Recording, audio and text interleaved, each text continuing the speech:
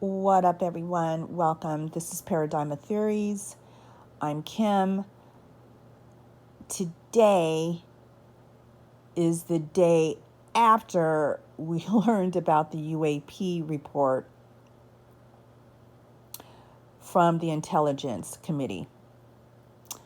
And I've been on a couple of different YouTube channels that I subscribe to.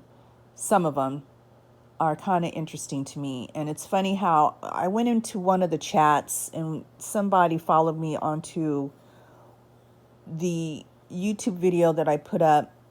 We're looking at a man. His name is George Knapp. He is a reporter here for Channel 8 News for KLAS. And his website is mysterywire.com. And the other day he interviewed Harry Reid. And Harry Reid is a former state senator here in Nevada. I like Harry Reid. I don't see anything wrong with Harry Reid. He's in support of Lou Elizondo. Harry Reid is a Mormon. I'm not Mormon, but I know a lot of Mormons, and part of their religion is based on Freemasonry. And if you don't know about Freemasonry, please, and you live here in the United States, you should know about Freemasonry, because George Washington, our first president, was a Freemason. Washington, D.C., the whole city layout is Masonic. And a lot of the government to this day is based on Freemasonry. It's everywhere. And you can sit up here and debate me about it. And just like I told this person that came on one of my videos and started spewing some BS, you're not going to win with me. This is my channel. You can do your own channel and say whatever you want. We can agree to disagree. Constructive criticism is fine. But don't forget I'm psychic. I'm highly intuitive. And some of the stuff people will write a novel in the comments. And, advertising 101. You only have like less than 30 seconds to really capture someone. So if you're in my comments or even people that want to talk to me and stuff like that about and debate, you're only going to grasp about less than 20 seconds, and then I'm ready to move on, because I don't want to go on a merry-go-round with someone who I don't know, someone who hides behind their computer, someone who doesn't have a profile, someone who lies and puts up fake computer graphics about where they've been, their vacation spots. I don't have time for the lies. You will be blocked and you need to move on. And that's exactly how I look at my channel. I don't have thousands of people or subs on my channel yet. I don't have moderators on my channel. I'm the moderator. So if you're going to come and put a comment, just know I'm looking at that. I'm going to read it. But if it starts going downhill and you want for me to debate and go on and on, it's not going to happen. I'm going to leave it up. I'll decide if I'm going to leave up the comment as well as my reply. But if I feel like it's highly negative, I'm going to block you and you just need to move on. All right, we're staring at George Knapp, right? I'm going to turn this on so you guys can see and listen to what he thought about the Intelligence Committee, the report. I thought it was really interesting. And so let's take a look at this.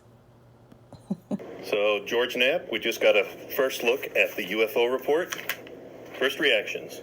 First reaction is, I imagine that the UFO world is going to be disappointed. Is that all there is? 9 pages after all this time? I still see it as a really big step. The fact that Congress had the guts to go ahead and authorize the UAP task force. The fact that the UAP task force and the Pentagon went ahead and put together the report, got it submitted by the deadline. We do know there is another report, a larger report that was submitted to the Congressional Investigating Committees, Armed Services and Intelligence that is 10 times the size of what this is, that has classified information in it that to back up the report. I don't know that we will ever be able to see that, but we've got hints about what might be in it. This report identifies a lot of problems that exist in the reporting process. The fact that pilots are worried about the stigma, so they don't report things that they encounter. The fact that different agencies within the military don't share information. The fact that some of the sensors that are on our planes and ships are really not designed to deal with this, and that there's no central belly button to collect the information and to analyze it and figure out what these things are. It leaves open a lot of the possibilities that we mentioned before. They have a category of other, quote, other, that sort of is a catch-all category that would be probably the most interesting cases that the military's encountered. We know that they looked at 140 plus 180 incidents dating back to 2004. All the cases prior to that were not analyzed by the task force. They simply don't have the resources for it. We know there were 18 incidents where American military warplanes had near misses. That alone, airline safety, I think airplane safety would seem they're to going to come out justify a with more continuation people. of the study. We know that there was sort This of is a just the gentle poke beginning. in the ribs to the Air Force. I really saying, like George Knapp. hinting that they haven't been able to get much information out of the Air Force as part of this study, but that the Air George Force, Knapp as of interviewed 2020, Bob was Lazar. setting up a reporting process so they could get the information Don't know and who get George it into Knapp the hands is of others in the and don't Pentagon. know who That's Bob a positive Lazar step. is. I'm greatly Please look it encouraged up by this. I online. think it's a huge step forward for the Pentagon, for the I do Congress, too. I think for this media, is and for the just the public. beginning. A step More is toward a to greater come. understanding of this mystery, and there's a long way to go. Okay, so I'm gonna leave it here, guys, and if you want to look more onto we're looking at some things that here, let me George Knapp is a really interesting man, and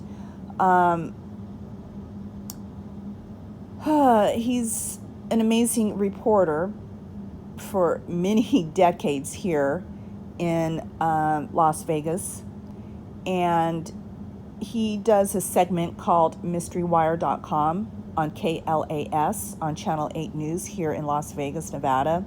George Knapp, I don't know the year, but he was interviewed a couple of times this year about the UFO. He has interviewed Lou Elizondo. He's been in a couple of UFO mega conferences and MUFON. And I just really like George Knapp. A lot of people think that his interview that he did, and I want to say it was either the late 80s or early 90s with Bob Lazar. People still have an issue with Bob Lazar. They feel he's lying about what he saw and being an employee of Area 51. But that's how Area 51 was discovered. And our government came out and said, yes, there is an Area 51. Before that, nobody knew about Area 51. So George Knapp is the one that broke that story. And it went around the world. And so now everybody knows there's an Area 51. And I've told you guys numerous times, if you know about me and you have listened to some of my UFO videos, that I've had relatives that were firefighters that actually worked for EG&G at Area 51. And so with that being said, it's kind of interesting. One of them would have to go to McCarran Airport and get on the Janet airline to be flown to a specific spot at Area 51. And then another one lived in Pahrump. This is a close relative, and would drive to the back gate to go to work there. They were both firefighters. So Area 51 is for real. Did I ask any of those relatives what they saw?